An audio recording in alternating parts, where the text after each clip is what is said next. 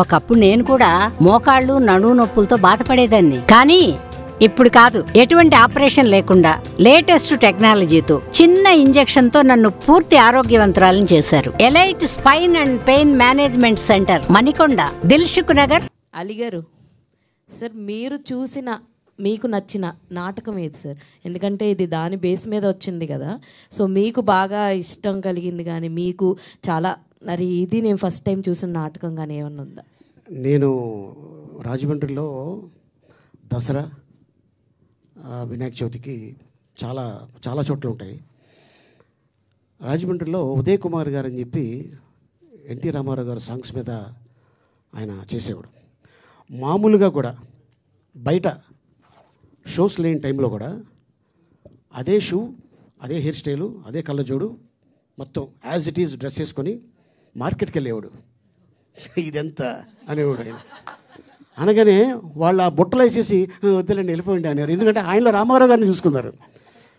అలాగే రాజమండ్రిలో ఇంకొక ఆయన ఉన్నారు, చక్రవర్తి గారండి. ఆయన అక్కినే నాగేశ్వరరావు గారు యాజ్ ఇట్ ఈజ్ 555 సిగరెట్ ఆ రోజుల్లో చేతిలో ఉండేది ఇలాగా.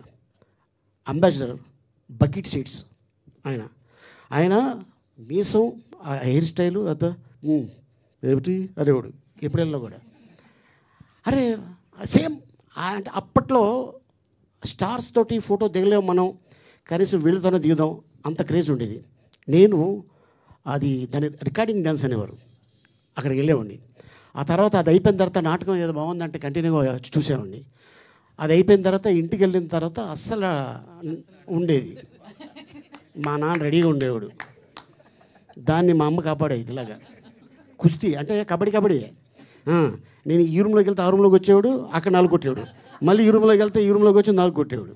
తర్వాత ఇక ఈడు ఎంత కొట్టినా ఇంతే అని మా గురుగారు శ్రీపాద జిత్ మోహన్ మిత్ర రాజమండ్రి, ఆయన ఆర్కెస్ట్రా ఉంటే, సార్ మావాడు కొంచెం చదువు మీద ఇంట్రెస్ట్ చూపిస్తలే సార్, ఆడికి ఎంతసేపు కళ సినిమాలకు వెళ్ళిపోతుంటాడు అని ఇలాగ చెప్పగానే సార్ నా దగ్గర పంపించాన్నారు.